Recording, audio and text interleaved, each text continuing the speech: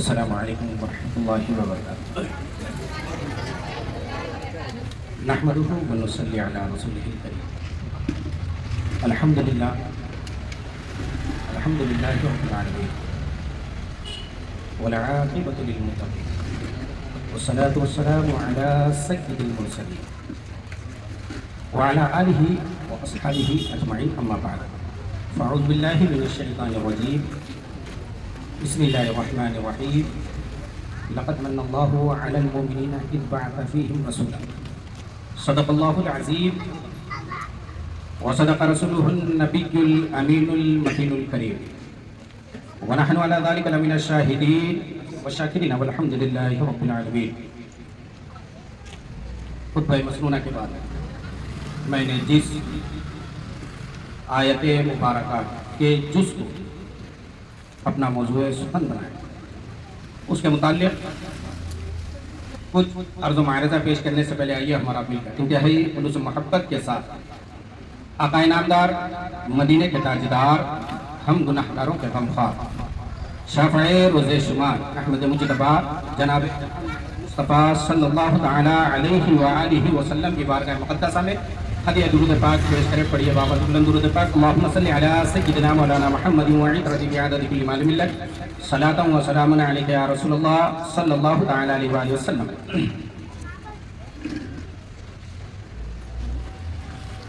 خواتین حضرات اور دائز پر تشریف فرما علماء اعظام، مفتیان اکرام، عزیز طلباء و طالبات، اللہ کا لاکھ لاکھ شکر ہے کہ اس نے ہمیں یہ توفیق عطا کی کہ اس کے محبوب صلی اللہ تعالی علیہ وآلہ وسلم کی ولادت کا جشن منائے، اور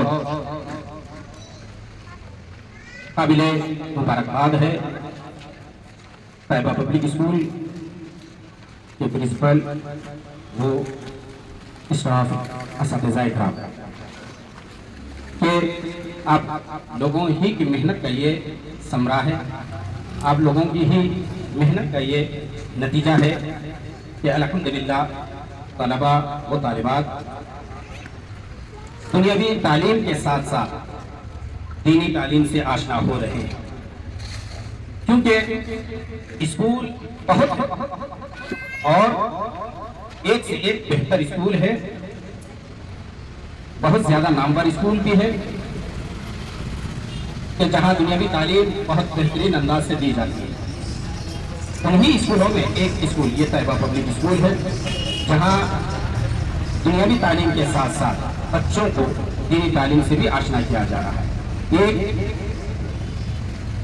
امتیازی مقام ہے کہ دونوں تعلیم بچوں کو دی جا رہی ہے، اور ساتھ ہی ساتھ حضور نبی کریم صلی اللہ تعالی علیہ وآلہ وسلم کی محبت سے انہیں سرشار کیا جا رہا ہے، آپ کی عظمت اور آپ کے تقدس سے واقف کیا جا رہا ہے، کیونکہ عصر حاضر میں یہ دیکھنے کو نظارہ مل رہا ہے کہ ہم لوگ دنیاوی تعلیم کی طرف بہت زیادہ توجہ تو دے رہے ہیں، مگر دینی تعلیم کے تعلق سے بالکل صفر، کیونکہ ایسا ماحول بن چکا ہے کہ ایسا بہتر اسکول جہاں دنیاوی تعلیم صبح 7 بجے سے لے کر شام 7 بجے تک بچہ مصروف رہے، وہاں تعلیم حاصل کرے، اور جب وہ بہتر تعلیم حاصل کرے گا، جب وہاں سے فارغ ہو کے نکلے گا تو وہ بچہ کل کے دن ڈاکٹر بنے گا، پروفیسر بنے گا، انجینئر بنے گا، اور اس کا مستقبل بہتر ہوگا۔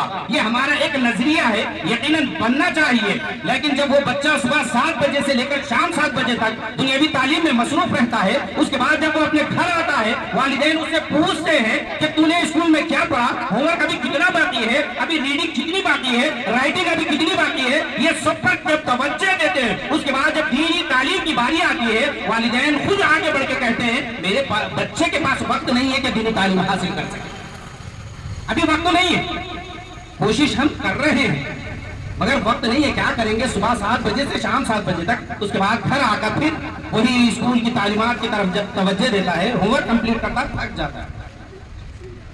ادھر ہوم ورک مکمل ہوا، تھک گیا، کھانا کھایا، سو ہالیڈیز ملتے ہیں، اس کے وقت بھی ہم وقت کو ضائع کرتے ہیں۔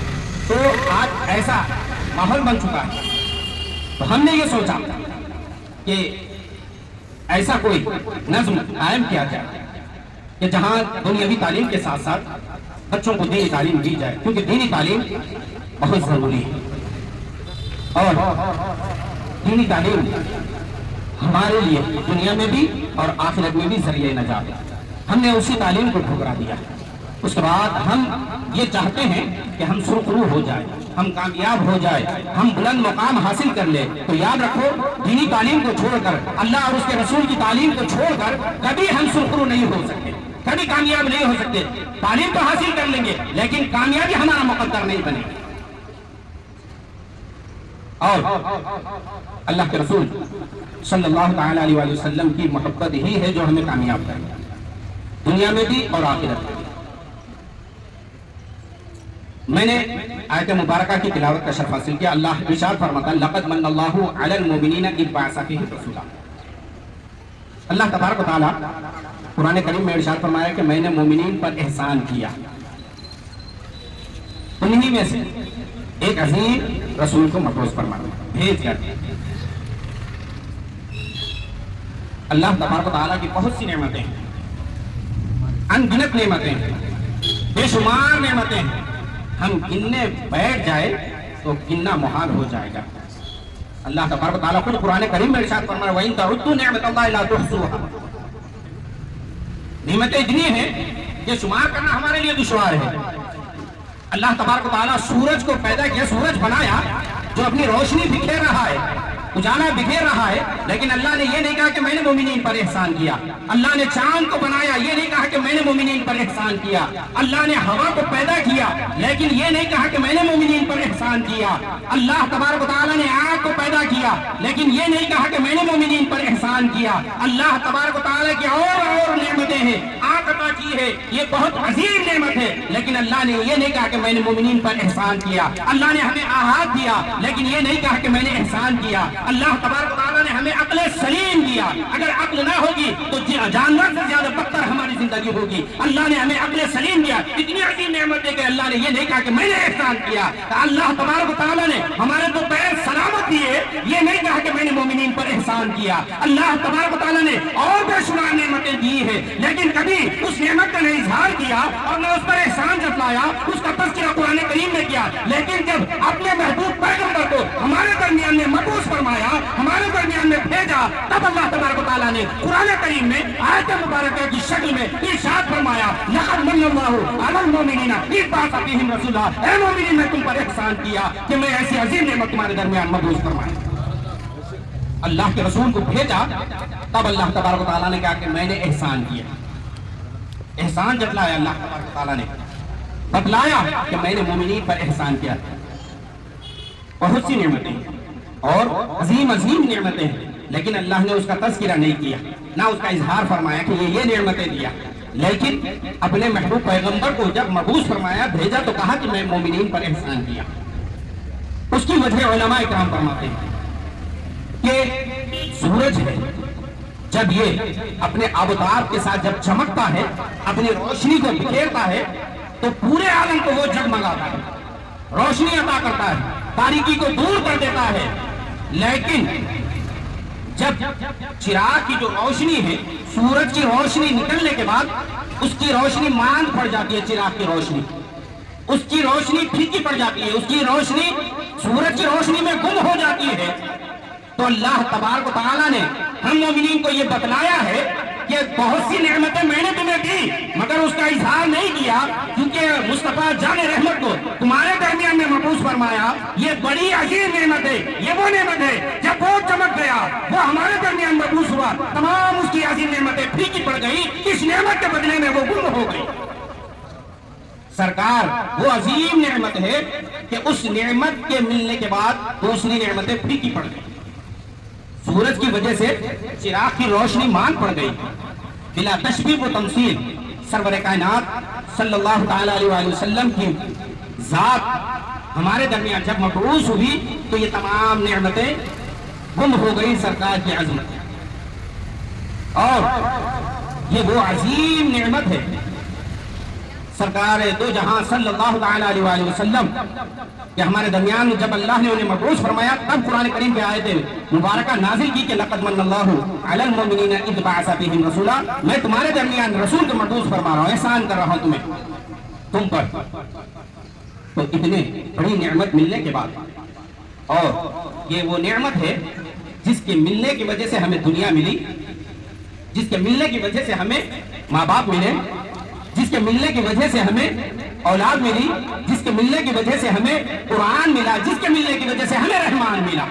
اتنی بڑی نعمت ملنے کے بعد اس عظیم نعمت کے حاصل ہونے کے بعد یقیناً خوشی منانا چاہیے، کیونکہ یہ کوئی عام نعمت نہیں ہے۔ جب ہندوستان کو آزادی ملی تو ہر سال اس آزادی کے بدلے میں ہم خوشی مناتے ہیں، اظہار کرتے ہیں کہ ہمیں انگریزوں سے نجات ملی، ان کی غلامی سے ہمیں چھٹکارا ملا، تو ہم یوم آزادی مناتے ہیں۔ تو یہاں سرور کائنات صلی اللہ تعالی علیہ وآلہ وسلم کی ولادت کی خوشی میں ہمیں سب کچھ ملا، تو یقیناً یہ وہ عظیم نعمت ہے جس کے ملنے سے ہمیں خوشی منانا چاہیے۔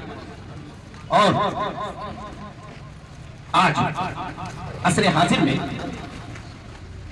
ڈاکٹر اقبال کا وہ شعر مجھے بار بار یاد آتا ہے، بارہا بار یاد آتا ہے، یوں تو سید بھی ہو، مرزا بھی ہو، افغان بھی ہو، تم سبھی کچھ ہو، بتاؤ تو کیا مسلمان بھی ہو؟